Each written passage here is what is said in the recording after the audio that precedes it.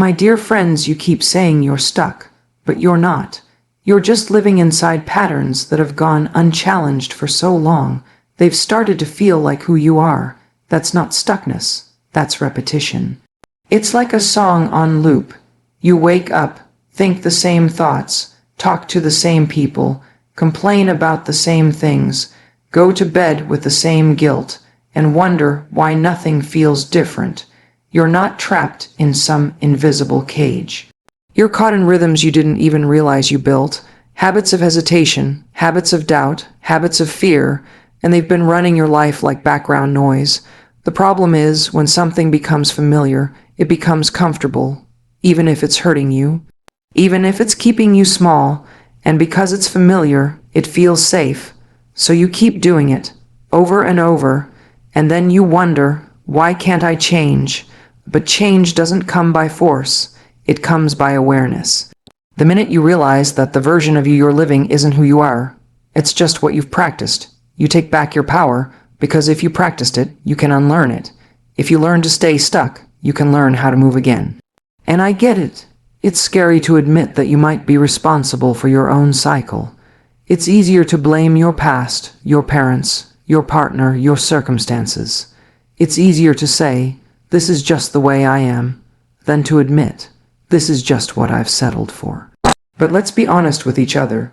Deep down, you know you're meant for more than this. You feel it, that tug inside your chest when you see someone thriving, that spark of envy. It's not hate, it's recognition.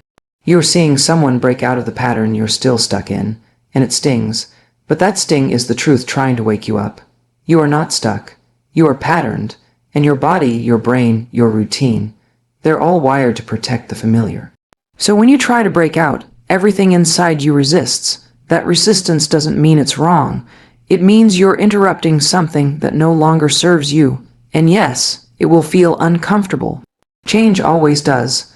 But if you stay patterned, you stay predictable. And if you stay predictable, you never grow. Start paying attention to the small things. The way you talk to yourself when no one's around. The way you procrastinate when something matters. The way you self-sabotage right before things start to work.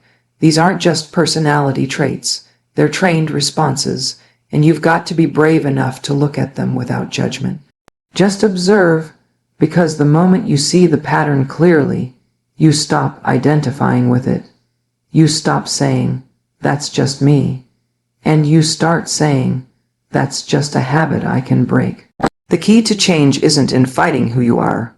It's in choosing who you want to become, and then practicing the habits that make that version of you real. You don't have to overhaul your entire life overnight. You just need to interrupt one pattern at a time. Wake up and do one thing different. Change your tone. Change your posture. Change the way you respond to fear. The pattern is your prison, but the pattern is also your path to freedom. If you're willing to rewrite it, piece by piece, choice by choice, you've got to stop waiting to feel ready. You've got to stop thinking that one day you'll magically wake up motivated. It's not coming. You don't need a new feeling. You need a new action, because action is what breaks patterns. You move before you feel like it. You decide before you're confident. You show up before you're perfect. That's how you flip the script. That's how you take a story you've been repeating and turn it into a new reality. The truth is, you're more powerful than you've allowed yourself to believe. You just forgot. And every time you show up differently, even in the smallest way, you remind yourself, I'm not stuck. I'm changing. I'm choosing. Don't underestimate that. Your whole life is built on tiny moments like that. Not grand gestures, not overnight miracles, just repeated, brave interruptions of old patterns. That's it. That's the secret. Not staying in the loop, but choosing to step out, even when it's messy, even when it's awkward. That's how change begins. That's how freedom feels, one conscious choice at a time. You've probably been told your whole life that this is just the way you are. Maybe you've even said it yourself. I'm not confident. I'm lazy. I'm an overthinker. I'm not disciplined. And slowly, those words become your identity. But here's the truth. Your personality is not permanent. It's a reflection of your habits. It's not something you were born with that you have to accept forever. It's something that's been built, moment by moment, through the choices you make every day. The way you react when you're stressed, the way you treat people when you're tired, the way you speak to yourself in silence. All of it creates a version of you that you now believe is just how I am. But what if it's not? What if you is just a pattern in motion? What if everything you believe about yourself is just the result of what you've practiced? Think about it. Confidence, kindness, discipline, optimism. None of these are traits written in your DNA. They're not reserved for the lucky few. They are built by consistent behaviors, stacked day after day. The most confident people weren't born that way. They just showed up again and again, even when they were scared. The calm people, they practiced breathing through chaos. The disciplined ones, they didn't feel like doing it either, but they did it anyway. Your habits are quietly writing your story. Every small choice becomes a sentence. Every repeated reaction becomes a chapter.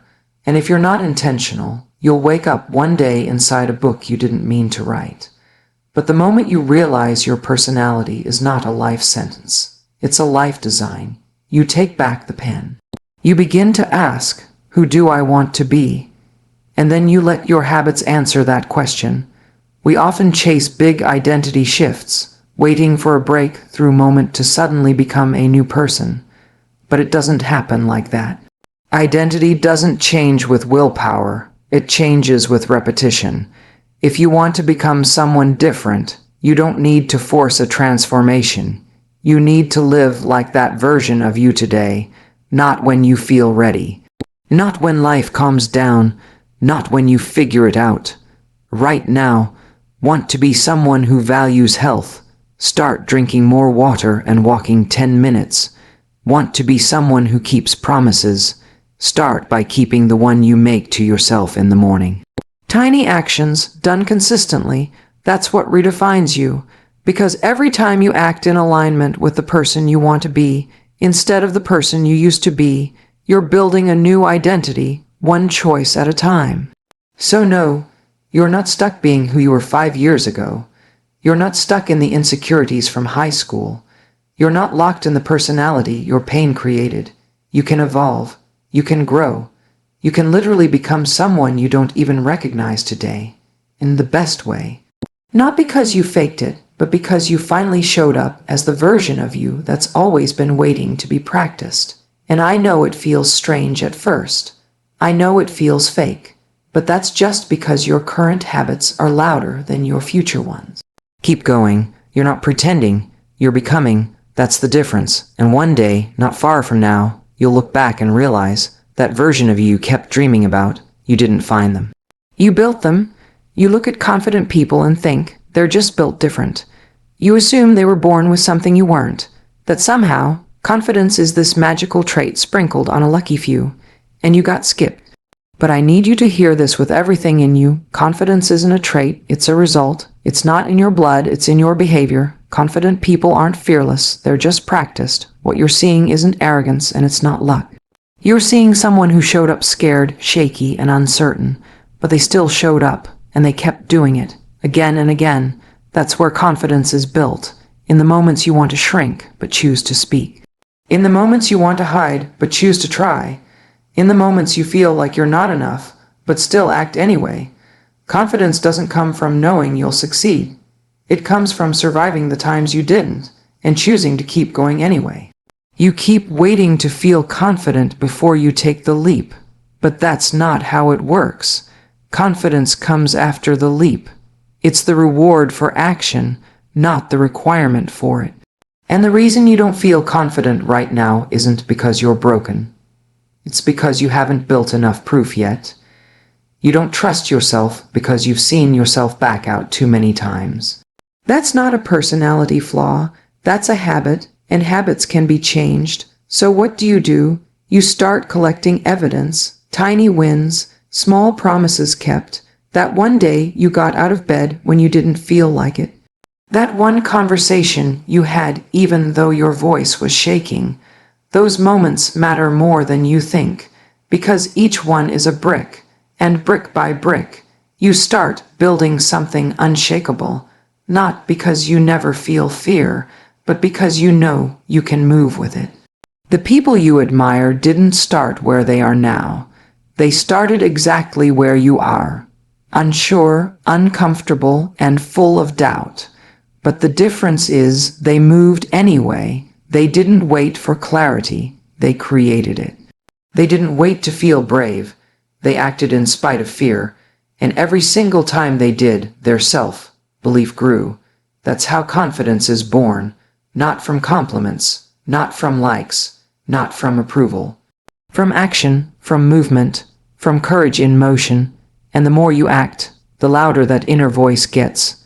Not the critical one, the new one, the one that says, "I've done hard things before. I can do this too." That voice, that's earned. That's the kind of confidence no one can give you, and no one can take away. So don't chase confidence. Chase courage. Chase the small choices that stretch you. Speak when you'd rather stay quiet. Show up when your mind screams for comfort. Be honest when it's easier to perform. You don't need to become someone else. You don't need to wait for the right moment. You just need to start moving. That's the key. And over time, with every brave step, you'll look back and realize you've built something stronger than fear.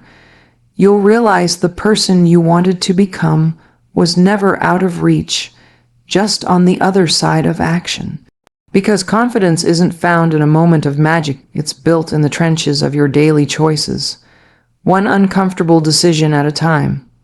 You beat yourself up every time you fall short. You call yourself lazy. You say, "I'm just not disciplined enough." And somewhere along the way, you started believing that lie, that you don't have what it takes. But let me tell you the truth that could change everything. Discipline is a muscle. And you're not lazy. You're just untrained, that's it. You're not broken. You're not weak. You're not some hopeless case. You're just out of practice. Think about it like the gym. If you've never lifted weights before, would you expect to bench 200 pounds on day one? No, but when it comes to mental discipline, we expect perfection overnight. We expect ourselves to change without training, and when we don't, we label ourselves lazy. But what if you're not lazy? What if you just haven't been given the right reps yet? What if your struggle isn't weakness? It's simply the soreness of a muscle that's just now waking up. Discipline isn't about perfection. It's not about grinding 24/7 or burning yourself out. It's about consistency. It's about doing what you said you'd do even when the mood is gone, and that starts small. The decision to get out of bed when your brain says 5 more minutes. The choice to walk instead of scroll. The pause before reacting, so you respond with wisdom instead of emotion. Every one of those moments is a rep, and reps build strength. You've just been skipping the warm-up. That doesn't make you lazy, it makes you human. We don't rise to our goals, we fall to our habits. And if you've built the habit of quitting, of comfort, of avoidance, it's not a life sentence. It's just a pattern, and patterns can be rewritten. You don't need more motivation. You need momentum, one push, one step, one win. That's how you train it. You've got to stop waiting for motivation to hit like lightning. That's not how real change happens. Motivation is emotional. It fades. But discipline, that's mechanical. It's built from movement. It's built when you choose to do it without the hype, without the applause, without the mood. And I know it's hard. I know it's easier to scroll than to start. I know it's tempting to say tomorrow, but discipline doesn't care about feelings. It grows when you act in spite of them.